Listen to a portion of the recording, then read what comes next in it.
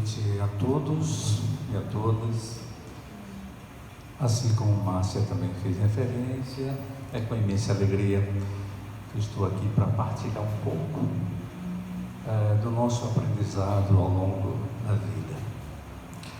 O tema proposto, religiosidade e o mundo contemporâneo, a gente precisa fazer uma breve contextualização histórica. Vejo como bem colocado na leitura do Evangelho segundo o Espiritismo, título 8, que fala exatamente dessa relação, muitas vezes conflituosa, entre a ciência e a religiosidade, e a fé, e as crenças, e especialmente as religiões. Então, é interessante a gente ver um pouco dessa etimologia em relação à religiosidade. Religiosidade é a expressão ou prática daquele que crê e está relacionada a alguma instituição religiosa. Enquanto religião, é importante fazer essa diferença, é composta por determinadas crenças e ritos. Os rituais que a gente não vê aqui na filosofia espírita, por exemplo. E essas crenças, esses ritos, devem ser compreendidas como meios que levam a relação com o transcendente. E o termo em si, religião, vem do latim, significa religare. É o aproximar a criatura do Criador e o Criador da criatura. É interessante também destacar que às vezes algumas pessoas podem confundir a terminologia religiosidade com espiritualidade.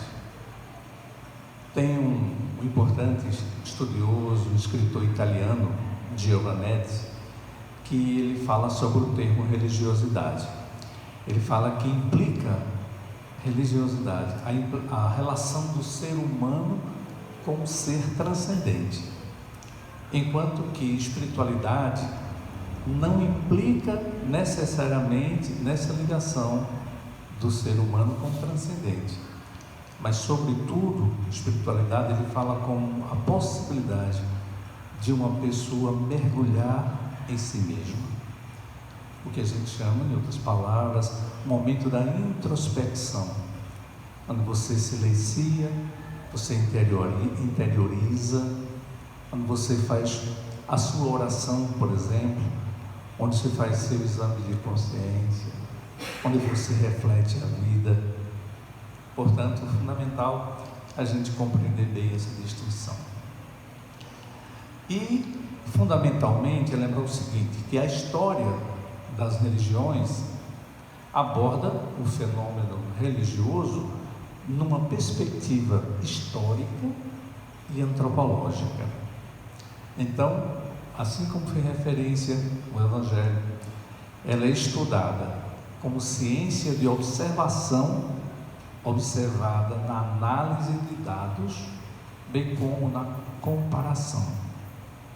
Então veja, quando cita a questão da antropologia, dos arqueólogos, as descobertas que nós vemos ao longo do tempo, veja que já se passaram muitos séculos. E, no entanto, de vez em quando ainda se descobrem coisas novas e também relacionadas à questão cultural, à questão relacionada à religiosidade.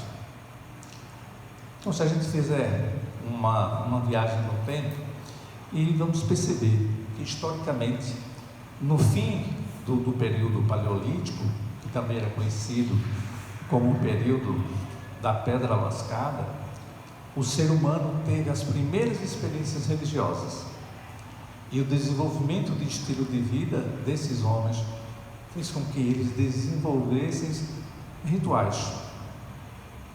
Se a gente vê as pinturas que foram feitas, que estão ainda hoje em muitas cavernas, né? E você vai ver, por exemplo, nós temos uma região aqui bem próxima, o Vale do Catimbau. Quem o conhece, ou quem não conheceu, vale a pena conhecer. E você vai ver essas pinturas rupestres, onde se consegue estudar e ver que há milhões, pelo menos eu falo assim, bilhões de anos, não é? Eu lembro um pouco muito de Kardec, quando ele lembra muito a questão dessa fé raciocinada. Fé raciocinada implica na consciência crítica, não é? E a gente desconfiar um pouco de tudo.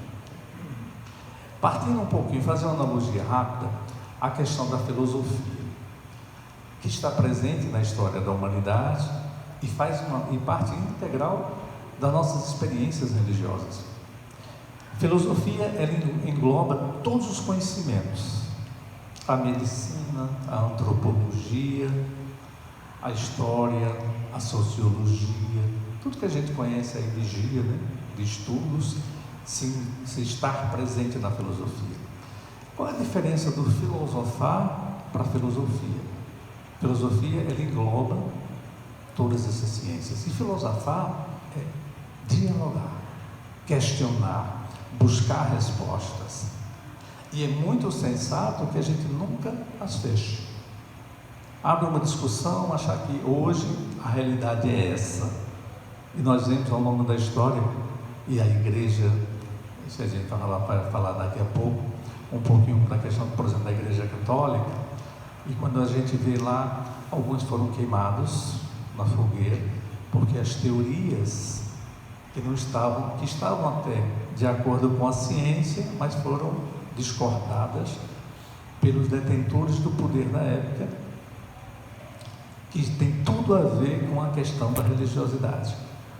Que as religiões, ao longo da história da humanidade, elas são, na verdade, um poder paralelo em todos os lugares e influenciam diretamente na qualidade de vida dos povos.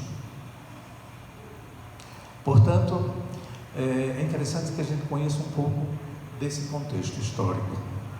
E aí eu vou fazer algumas citações, e eu procurei por ordem alfabética, porque achei que didaticamente seria mais fácil não esquecer. E aí eu começo pelo budismo, que foi fundado na Índia, aproximadamente em 528 a.C., pelo príncipe Siddhartha Gautama, que era conhecido também como Buda ou o Iluminado. Hoje a maior concentração de seguidores está localizada na região leste asiática. E o budismo nasce quando Siddhartha Gautama decide compartilhar com outras pessoas seu caminho para alcançar o fim do sofrimento. Então, sua doutrina se mistura às crenças do hinduísmo, que daqui a pouco eu vou falar também um pouco, tornando uma filosofia que se adaptava facilmente a cada região onde se instalava, bem como a cada ser humano que desejasse aprendê-la. Então a gente vê que ainda hoje existe a continuidade das principais religiões que vem desde o início, né, da história que compreendemos enquanto história da humanidade. Como eu falei por ordem alfabética, então depois do budismo a gente vai falar do cristianismo. E o cristianismo em si não está associado especificamente, como muitas vezes confundem, a igreja católica e as igrejas evangélicas. Até porque a religião dos romanos, antes do cristianismo na Roma Antiga, caracterizou-se pelo politeísmo, né? Que é exatamente o culto e adoração a vários deuses. E o cristianismo basicamente, a gente pode colocar que é uma religião monoteísta, né? Que se derivou do judaísmo na região do Oriente Médio. A partir do ano 313 da nossa era, e aí Constantino Magno, o imperador, foi que permitiu o culto cristão em todo o Império Romano. No mesmo século IV, depois de Cristo,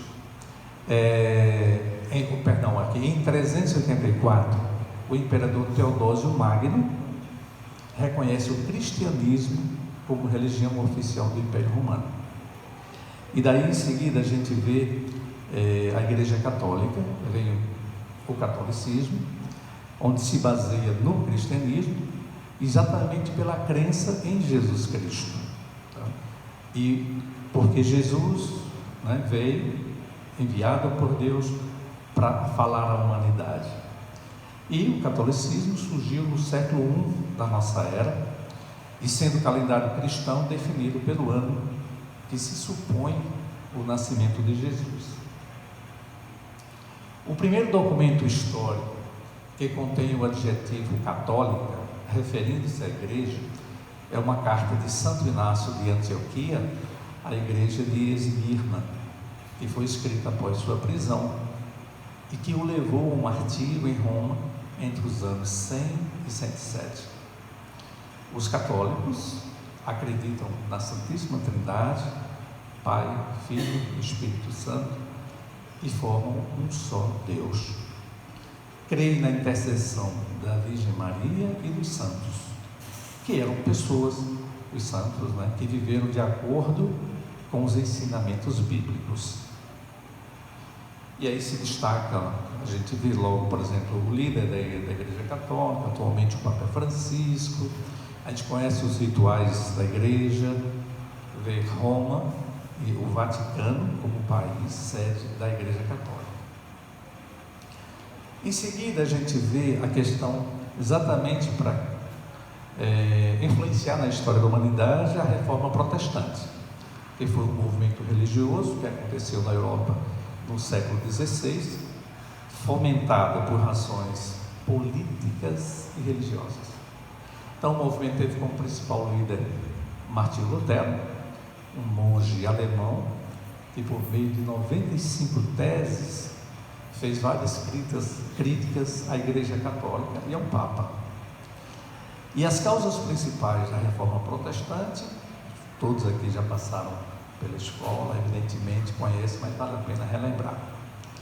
Os abusos da Igreja Católica, as necessidades da burguesia, venda de indulgências, interferências do Papa na política, pensamento renascentista e a valorização das ciências e da razão. Vamos ver como a gente viu na leitura, né? A importância da ciência. E aqui, como eles falam, o pensamento renascentista, valorização das ciências e da razão, da lógica, da questão refletida. E o último tópico dessa reforma protestante, a insatisfação dos camponeses naquela época. Então, assim como no Renascimento cultural, teve um amplo impacto no âmbito das artes e da ciência na Europa. A reforma protestante promoveu uma grande transformação no pensamento religioso na Europa, bem como citou grandes reviravoltas políticas associadas a essas transformações no campo religioso. Lutero nasceu em 1483 e desencarnou em 1546. Foi o grande idealizador da Reforma Protestante, contra as práticas. Aí tem uma terminologia falada simonia e a venda de indulgências. Essa simonia significa exatamente o que se fazia na época, que era, por exemplo, conseguir, na hierarquia da igreja, receber através de ações assim, escusas, mas comprar títulos, não é? Que era para referendar a questão da nobreza. E Lutero, daí se deriva os luteranos, né? Levou a mudanças importantes em diversos aspectos da sociedade, além da região. O foco principal da revolta do então jovem monge foram as transformações na educação, na ética, que aí está associada à filosofia também, na política e no trabalho também, foram inspiradas pelos ideais protestantes. Ora, a religião sempre ditou, né, através do que nós fazemos nesse momento aqui, dessa comunicação, né? A gente está, de alguma forma, passando o que entendemos. Podemos, independente de convencer ou não, mas todas as religiões são, né, os seus líderes são formadores de opinião, que podem, evidentemente, influenciar para o bem ou também para não tão bem assim, né? Deixar escravos de várias situações, tipo canalizar a questão política, influenciar diretamente no conteúdo programático em relação à educação, do que é repassado na formação escolar. Bom, e depois, só para ampliar rapidinho, tem João Calvino, que é um teólogo francês, pastor e reformador, né, que viveu em Genebra, na Suíça, e considerado o sucessor de Martinho Lutero, e foi aclamado como o reformador mais importante na segunda geração da Reforma Protestante. E daí a gente sabe que deriva várias igrejas que também se dividiram, né? Mas objetivamente o protestantismo surge, né, desse confronto com a Igreja Católica. E não é por acaso também que outras vertentes ideológicas e políticas também vieram desta forma, e ainda bem, a diversidade de conhecimento, das buscas, né? E a gente vê o Espiritismo, que para alguns não é visto como religião, até como na definição etimológica é visto com relação à questão de ritos, de rituais. Nós temos a crença, rituais não. Por isso que Kardec fala da questão mais filosófica. Então, é uma doutrina filosófica de cunho religioso. Isso é importante. E destaca, daqui a pouco eu vou falar um pouquinho, dessa fé refletida, raciocinada. E então, o Espiritismo é visto por muitos como uma doutrina religiosa de cunho filosófico e científico. Assim se referenda a leitura do Evangelho segundo o Espiritismo. E a principal crença gira em torno da constante evolução moral e espiritual do ser humano através das reencarnações. O Espiritismo surgiu na França em 1857, com a publicação do Livro dos Espíritos, organizado por Allan Kardec, né? Pedagogo e escritor e o codificador da doutrina. Kardec criou o termo Espiritismo em 1857 e definiu como uma doutrina fundada sobre a existência, as manifestações e o ensino dos Espíritos. Convém lembrar que muitas pessoas veem como sinônimos, e não são, espiritualismo, espírita e espiritualismo.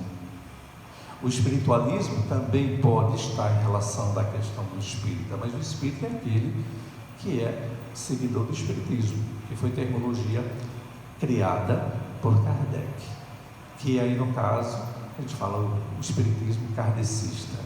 Então, por exemplo, na Umbanda e outras culturas afrodescendentes, a gente vê a aparição também do transcendente, dessas questões, mas tem todo um ritual, como inclusive o budismo, né?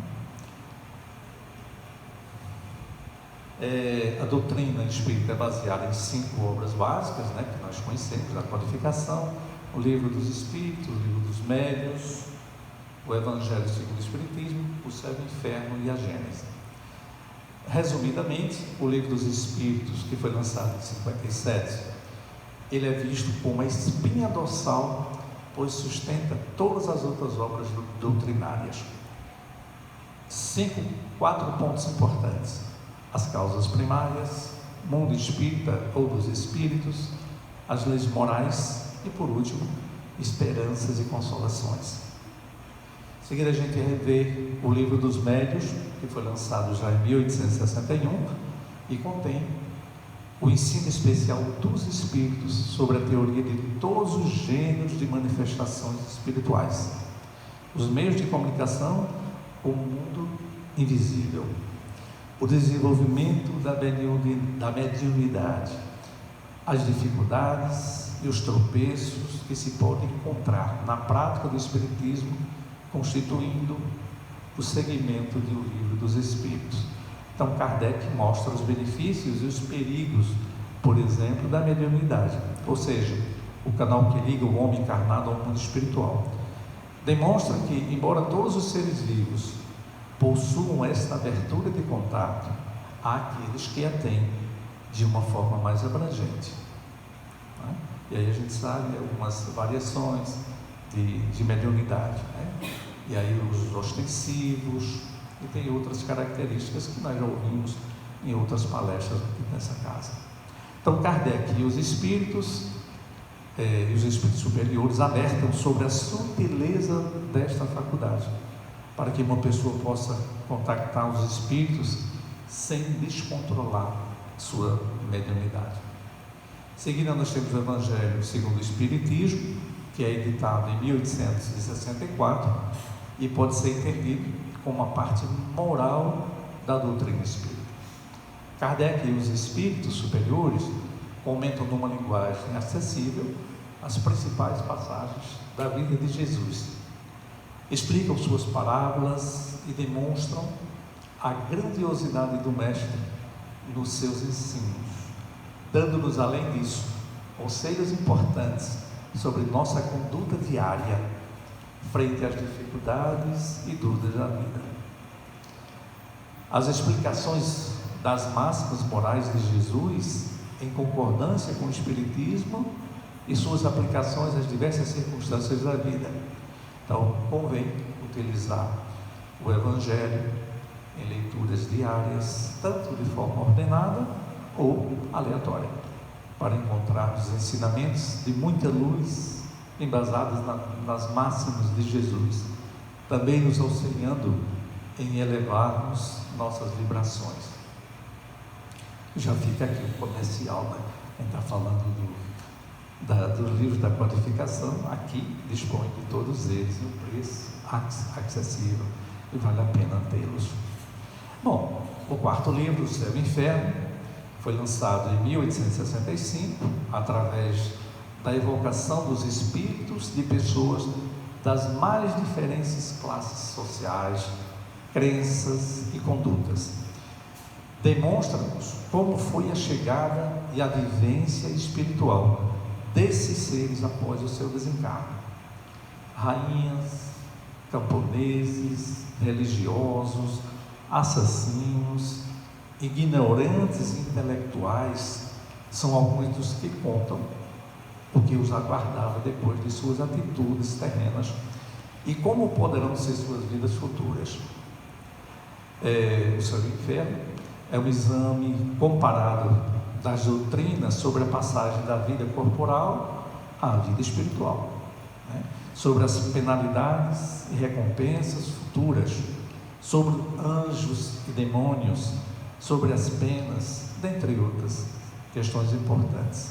E é seguido de numerosos exemplos acerca da situação real da alma durante e depois da morte. A gente fala às vezes a questão de alma. A diferença de alma para espírito, alguns historiadores colocam de alma enquanto estamos encarnados, e espírito depois que pegamos o beco, depois que desencarnamos. E, por último, a Gênese. Essa é uma obra de 1868, onde Kardec explica a Gênese bíblica, a formação do universo, demonstrando a coerência da mesma quando confrontada com os conhecimentos científicos, despedidas das alegorias próprias da época em que foi escrita, evidentemente. Então, expõe o que são os milagres, explicados pelas leis da natureza, produtos da modificação dos fluidos que nos cercam. Enfim, faz a religião e a ciência caminharem juntas, fortalecendo a fé dos que creem em Deus. Então, a doutrina espírita é o resultado do ensino coletivo e concordante dos espíritos. Neste livro, a ciência é chamada a constituir a Gênese de acordo com as leis da natureza. Deus prova a sua grandeza e seu poder pela imutabilidade das suas leis. Eu lembro que fazendo um estudo aqui na casa, a Gênese, com Genilson, né, Jean, meu irmão também participou, os outros participavam também, e achava interessante, porque e ele é um grande conhecedor, o nosso irmão Genilson, e eu admiro tantos outros, e algumas questões que eu bati um pouquinho de frente inicialmente, era até tantos milhões de anos, afinal, quem contou esse negócio? Mas se tratando, né, da Gênese, e aí como tem a contribuição dos espíritos, como somos seres eternos, provavelmente teve um bom matemático de lá, né, que disse, olha, são tantos milhões de anos, porque a gente, como Kardec lembra, a questão da gente ter sempre essa fé raciocinada, crítica, e a filosofia pede isso, você dialogar, você questionar, né? E essa discordância não necessariamente ela vai trazer prejuízo, pelo contrário, né? Você vai aprimorar o seu conhecimento e rever seus conceitos. Eu lembro que inicialmente eu fui católico, como muitos aqui, até brinco que eu fui ser padre e terminei padecendo, né? Mas deu uma vez nessa já. E assim, mas eu tive a oportunidade de estudar filosofia e teologia, e até para servir melhor. E eu tinha uma simpatia muito grande pela filosofia espírita, mas não caía a ficha. Me diga uma coisa, um amigo meu que sempre insistia para participar em coisas de reuniões, eu fui respeitosamente, e foi interessante. Daí então depois eu fiquei e colocava essa questão espiritual. Eu perguntava a ele a questão da reencarnação. Ainda é um ponto muito discutido, não é? Mas aí hoje eu tenho uma outra visão. Ele falou, afinal de contas, eu vou responder por quê? Se numa encarnação anterior eu fui fulano de tal, em tantas e tantas e tantas outras, eu vou responder por quem? Quando, na brincadeira, quando São Pedro chamar, dizer, vem cá, vamos prestar contas aqui, eu vou prestar conta por quem? Então isso não caía. E aí foi interessante que eu acho que a ajuda dos nossos mentores aí, alguém colocou uma situação que eu achei bem interessante. Espírito não tem sexo. Se a gente veio mulher, ou se veio homem em outras gerações, não. Mas respondemos pelo ser espiritual que somos. E a formação espírita fala exatamente dessas encarnações e reencarnações. E aí o aprimoramento moral e espiritual. E aí eu já me convenci. E aí acabou a discordância. Bom, somam-se ainda a esses 5 livros da codificação, umas obras complementares, que é o que é o Espiritismo, Revista Espírita, que foram várias, de 1858 até 1969, e as obras póstumas. Os 5 pilares do Espiritismo: existência de Deus, prova a existência de Deus, a imortalidade da alma, como eu falei agora, do que eu aprendi. Antes de seres humanos, filhos de nossos pais, somos na verdade espíritos, filhos de Deus. A pluralidade das existências, pluralidade dos mundos habitados e a comunicabilidade dos espíritos. Então, evidentemente, a gente, para concluir aqui, partir para as demais, a gente destaca, e aí quero retomar em seguida, a questão da fé raciocinada, né? Algumas frases importantes para reflexão: fora da caridade não há salvação. Bom, dando sequência, como está aqui na ordem alfabética, vamos falar do hinduísmo, que é a religião oficial da Índia. Seu sistema de crenças engloba práticas religiosas, espirituais e filosóficas. Você vê sempre a filosofia passando por tudo isso. Seus seguidores acreditam na reencarnação, em predestinação e confiam em guias espirituais. Veja que se assemelha muito ao espiritismo. Só que eles têm práticas, basicamente, digamos assim, usar o que a gente não usa, não é? Digamos, alguns usam o incenso, não é? Então, os rituais que são próprios daquela cultura. O hinduísmo é considerado uma filosofia também de ordem religiosa, que engloba tradições culturais, valores e crenças obtidas através de diferentes povos. O deus do hinduísmo é Brahma, não é? O Brahma, considerado o criador do universo, dos demais deuses e do conhecimento. E eles também têm uma chamada trindade. Eles acreditam, né, chama-se Trimurti, que é justamente formada por Brahma, Vishnu e Shiva. É comum entre os hinduístas a prática de cantoria, especialmente mantras, meditações e recitação de textos religiosos. Os rituais envolvem oferendas aos deuses, cultuados em forma de imagens e meditações. Então, exatamente isso que, digamos que diferencia da visão também filosófica e espiritual de nós espíritas. Bom, aqui nós vemos agora o islamismo, que é uma religião monoteísta, fundada pelo profeta Maomé, em 622, no início do século VII. O Islã é uma palavra árabe que significa submissão. Aqueles que obedecem a Alá e aceitam Maomé como seu profeta são chamados muçulmanos.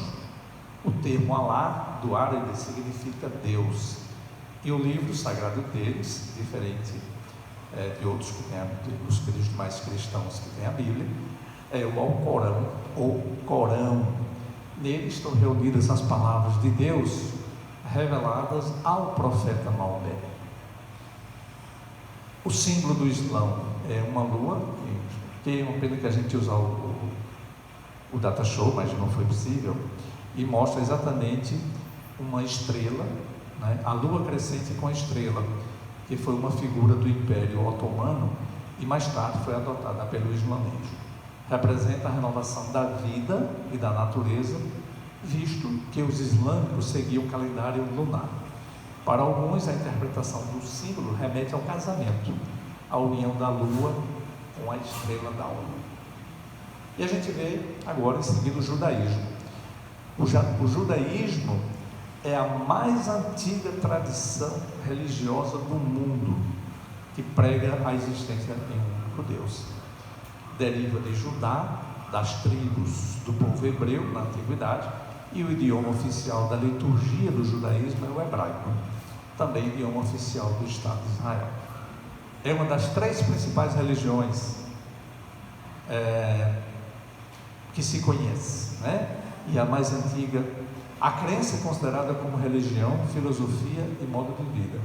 É a mais antiga tradição e possui o menor número de adeptos. Veja que se tem também, né, surgiu com os israelitas na região lá do Mediterrâneo Oriental, chamada específica como Levante do Sul, e dentro do contexto das civilizações ribeirinhas da Mesopotâmia. Então, os israelitas eram uma das tribos nômades da região, considerados descendentes de Jacó, que mudou seu nome para Israel. E Abraão é considerado pai do povo judeu, que fez um pacto com Deus. Então, é considerado pelos judeus como o profeta superior a todos os demais e um símbolo de libertação e de independência daquele povo. Os hebreus surgiram por volta de 2000 a.C. e tiveram seu primeiro desenvolvimento às margens do rio Jordão, na área da região da Palestina. Hebreu significa povo do outro lado do rio. Interessante, uma curiosidade é que pouco se conhece, eu pelo menos eu tenho 50 anos de idade, dizem, eu pelo menos também não conheci, até porque não fui tão longe, que você não conhece judeu pobre. Eles têm uma facilidade extrema, não é? Até de superação, e o que passaram na questão do Holocausto, do que sofreram ao longo da sua história. Mas tem uma aptidão para o comércio fora do comum. E aí a gente pode lembrar também, para concluir um pouco dessas questões das religiões, tem as religiões orientais, não é? Que é o taoísmo, né? Que também a gente vê que está muito relacionado à filosofia chinesa, não é? Existe uma conexão muito grande entre taoísmo e a Umbanda, né? O taoísmo e a medicina tradicional chinesa. Eu não vou colocar muito sobre isso, até para que a gente possa aproveitar um pouco mais. E aí, evidentemente, é só uma sugestão para quem queira depois aprofundar sobre a religiosidade no mundo. Essa analogia que eu faço entre religiosidade e o mundo contemporâneo, é interessante a gente entender o seguinte: mundo contemporâneo. O mundo contemporâneo é basicamente o mundo atual. É o mundo que estamos vivendo. Assim, diferentemente do mundo moderno, que foi uma época onde surgiram as máquinas e a Revolução Industrial. Então, alguns também, muitas vezes, confundem essa contemporaneidade, é o que nós estamos, inclusive, vivendo agora. E as principais, digamos assim, os principais temas que a gente pode ver nesse mundo contemporâneo, a gente vê e atravessa ao mesmo tempo, né, enormes modificações econômicas, sociais, políticas, culturais, de saúde, como nós vimos recentemente, e é muito próximo de nós ainda, é nossa realidade, o Covid-19. Quando a gente fala, eu falei há pouco a questão que era uma vergonha para a humanidade a exterminação de 1 milhão de judeus, como no Holocausto, a gente vê que o Covid levou milhões no mundo em 2 anos. E ainda hoje, né, nós estamos convivendo ainda com muitas mortes em função do Covid. Bom, então, vivemos um mundo histórico intensamente marcado pela internalização da globalização e da tecnologia. Se fala, veja, a gente nem recebeu ainda o 5G, mas já se fala, já está a caminho o 6G, que é a tecnologia, né? Então, essa universalização da cultura, dos produtos, das trocas, dos custos, do capital e as consequências disso: desemprego, fome, miséria, desigualdade, suicídio, depressão. Então, são as situações concretas do dia a dia, vivenciado por todos nós e por todas as sociedades. Como a gente se reportar um pouquinho a questão do Covid, o mundo inteiro parou. Europa, Estados Unidos, Ásia, né? África, América do Sul, né? América do Norte, né? O Oriente Médio. E justamente isso, quando a gente fala essa questão lá, reportando, falei do Oriente Médio, a gente pode lembrar, como falamos aqui do cristianismo, aquela região onde se viveu, onde Jesus viveu, dali surgiram praticamente toda a história da religiosidade no mundo, né? Dali brotaram as religiões. E interessante que nós passamos agora o advento aí, pelo menos os católicos celebram, nós espíritas não celebramos, mas a questão da Páscoa, a Semana Santa, e uma cena muito recente, né, que a gente reviveu, quer dizer, que revive na história a questão de Jesus, né, a crucificação. Um dos soldados, pelo menos existem relatos, quando diz assim, que o sangue desse justo caia sobre nós e sobre as nossas gerações. Coincidentemente ou não, desde essa época, nunca deixou de ter conflitos, guerras, principalmente na região do Oriente Médio.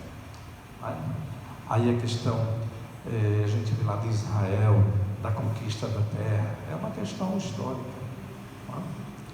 Bom, o que eu queria, porque o horário já adiantou, eu queria destacar algumas questões importantes, sobretudo do que nos interessa, né? A partir da reflexão da filosofia espírita, essa fé raciocinada. E eu queria justamente trazer nesse momento que a gente começasse a perceber que nós somos protagonistas da nossa história, nós estamos num espaço de oração, nós estamos num espaço em que podemos fazer essa, quando fala de espiritualidade, essa introspecção de buscar Deus, né, dentro de nós. E temos um auxílio espiritual dos nossos mentores e benfeitores espirituais. Vivemos em sociedade, esse mundo contemporâneo, com todas as adversidades, mas depende fundamentalmente de cada um de nós a nossa contribuição no nosso bem-estar, na nossa Páscoa, digamos assim, que seria de passagem, de mudança de vida e para melhor. E eu queria em especial que cada um refletisse quem convive com você, seus familiares, seus colegas e amigos de trabalho, as pessoas do nosso cotidiano que convivem conosco, principalmente nossos familiares, esposa ou esposo, filhos, filhas, avós, tios, aqueles que estão agregados muitas vezes em nossas residências. Como é que eu expresso a minha fé? Através do amor, desse amor que todas as religiões pregam, que pregam Jesus, e Jesus é essencialmente amor. Uma das palavras de Jesus: vinde a mim todos vós que estáis cansados e angustiados, que eu vos aliviarei, vos confortarei. Isso é presente. E assim, como é que a gente faz? Não é só a pessoa de Jesus, cada um de nós aqui somos esses colaboradores, né? Somos o irmão sirineu que ajuda o outro a carregar a cruz. Portanto, a gente pode e deve, e começar sobretudo perdoando a si mesmo, né? E buscar, por exemplo, bem a questão da discussão, tem alguma coisa que complica isso com pai, mãe, filho, e esse ambiente é importante que nós tenhamos, e a oração é um dos principais caminhos para isso, e que se dá através da nossa fé. Então vamos buscar cada vez mais nos perdoar e perdoar o coletivo, viver essencialmente. Quando eu fiz uma analogia ao Covid, veja quantos aqui de nós presenciamos muitas situações de irmãos que foram internados, 2 horas depois foram incubados e no dia seguinte não tiveram nem direito a um velório, foram direto sepultados. Então não percamos tempo de perdoar nosso irmão, nosso pai, aqueles que convivem conosco, de viver na prática essa fé do amor, do respeito, do carinho. Isso é fundamental, isso só depende de cada um de nós. Portanto, deixemos de lado nosso egoísmo, façamos essa introspecção, essa reflexão. Então, é colocar na prática o vigiar e orar que Jesus nos fala. Nós temos as companhias espirituais, então a gente sabe, tem as boas e tem aquelas não muito evoluídas ainda, que muitas vezes interferem e a gente discute com um ou com o outro, às vezes com a esposa ou vice-versa, e às vezes você pede demissão de um trabalho por uma situação corriqueira, ou muitas vezes quantos casamentos acabaram porque o outro não abdicou do seu egoísmo, não teve o cuidado de pedir perdão. Então é assim que Jesus está sempre conosco, e nós precisamos e devemos sempre buscar, e sobretudo pela oração. A gente, no início aqui, eu coloquei que através da história, como se estudou, né, a questão da religiosidade e as religiões no mundo, são coletados os dados, as descobertas, e são interpretadas, são estudadas. E daí nós também temos o livre-arbítrio, veja bem, da interpretação. Então o Evangelho tem sua forma, né, de se dirigir ao seu público, o católico, né, o espírita, e justamente uma questão que eu queria, porque outro dia eu ouvi uma palavra de um amigo que eu tenho um respeito imenso, e ele falou sobre a questão da oração. Ele disse assim, que se você pedir a Deus paz, não vai lhe dar paz. Se pedir paciência, não vai dar paciência. E outras questões. E aquilo, eu respeito plenamente, mas não concordo. É isso que Kardec também quer, essa fé raciocinada. Por quê? Porque a gente tem que partir daquilo que nós vivemos.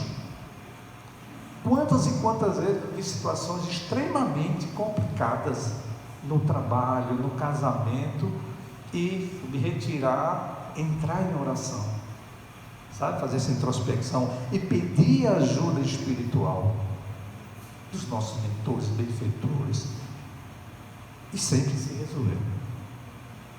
Situações financeiras graves, é claro que, como diz assim, tudo aquilo que Jesus, tem uma passagem que diz, tudo aquilo que pedires ao meu Pai em meu nome recebereis e tê-lo-eis.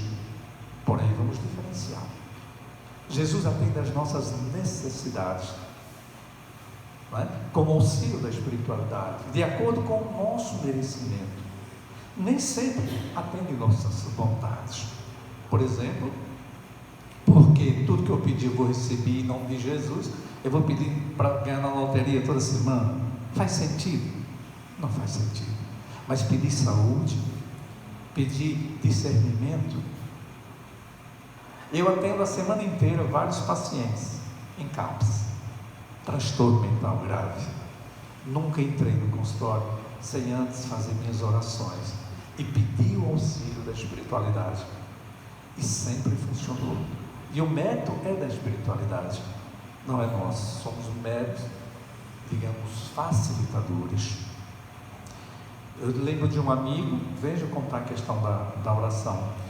E certo dia ele ligou para mim, ele não é espírita, porém tem um respeito muito grande e não é muito chegado aos evangélicos, mas ele tem uma mediunidade fora do comum.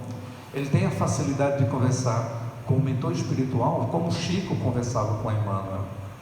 E ele me chamou e disse: olha, eu queria conversar contigo. E ele disse assim, virou para o lado e disse: olha, ele está me dizendo, o guia espiritual dele, que você não se preocupe.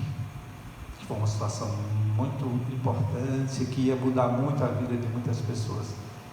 Não se preocupe, porque a espiritualidade já resolveu. Você vai voltar e vai estar tudo certo. E não vi saídas. E a única saída foi a multiplicação. E se cumpriu. Se cumpriu, achei impressionante. Veja como a oração, a espiritualidade que nos acompanha. Cada um de nós, antes de vir para cá, certamente estávamos com nossos mentores, nossos irmãos e irmãs desencarnados que nos acompanham, espíritos familiares, por exemplo. Certamente nós temos muitos dos nossos familiares desencarnados aqui, e simpatizantes, e aqueles que vêm também para a doutrinação, a reunião mediúnica, né? Eu vi reunião mediúnica, por exemplo, e muito importante isso, onde um espírito amigo disse assim: olha, você não se preocupe, que nós estamos sempre acompanhando o seu trabalho, nos chame quando precisar, pela oração. Então, só nesse sentido, eu acho que depende de cada um de nós, e sobretudo pelo nosso merecimento. Então, nesse momento, eu queria fazer também, como a Márcia começou aqui dizendo, esse ambiente de paz, de luz. Eu tive alguns impedimentos anteriores, não pude vir, né? Estou retornando. E de fato, aí chegar aqui, de uma questão que acabou muito, que diminuiu muito com o Covid, algumas terapias, indispensável uma vida saudável, dentre elas a terapia do abraço. Eu vinha contando a semana inteira aqui, Gil, e ali eu vou dar um abraço de Gil, e aqui Márcia, cada um, nosso irmão César, por dar aqueles abraços, que se eu tivesse chapa tinha caído, se eu tivesse usando peruca ia cair, que é aquele que, mas aquele abraço, eu lembro de Rezende, não é? Maria José, Mário, meu irmão ali também de caminhada, não é? Do Centelha Divina, que está aqui conosco, Irassom. Então é muito bom estar aqui. Não perca a oportunidade, não é? De, além de viver essa espiritualidade, vir buscar esse abraço e buscar essa renovação. Agradeço a atenção de cada um de vocês. Peço desculpas se me prolonguei demais, e tentei passar um pouco daquilo que a gente deve, né, que é socializar pouco do que a gente aprende. Muito grato, que Deus abençoe cada um de nós.